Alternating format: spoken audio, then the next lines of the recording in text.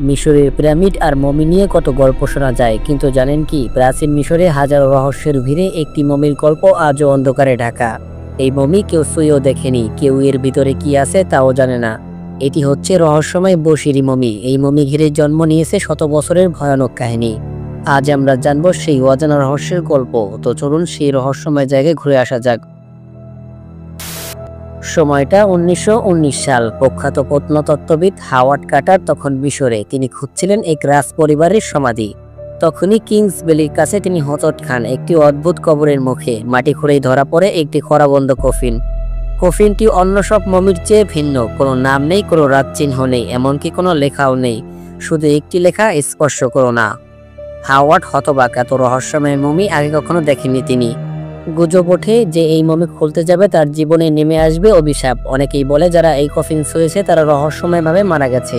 এমনকি এই গবেষক ঘুমের মধ্যে চিৎকার করে ওঠে, আর সকালেই তার নিথর দেহ পাওয়া যায়।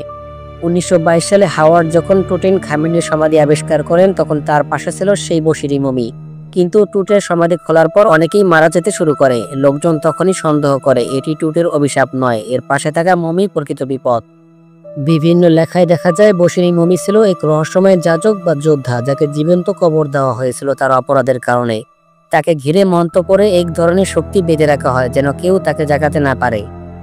আজও সেই কফিনটি কায়রো জাদুঘরে রক্ষিত। বিজ্ঞানীরা একাধিকবার চেষ্টা করেছে এক্স রে বা স্ক্যান করার, কিন্তু কিছুতেই ধরা পড়ে না। যেন ভেতরে কিছুই নেই, অথচ ওজন কিন্তু অন্য কথা বলে। বসিরি মমি আজও রয়ে গেছে রহস্য ঘেরা। কিন্তু কি আছে এই কফিনে? সত্যি কি এটা অভিশপ্ত, নাকি এর মধ্যে লুকিয়ে আছে এমন কিছু যা ইতিহাস পাল্টে দিতে পারে?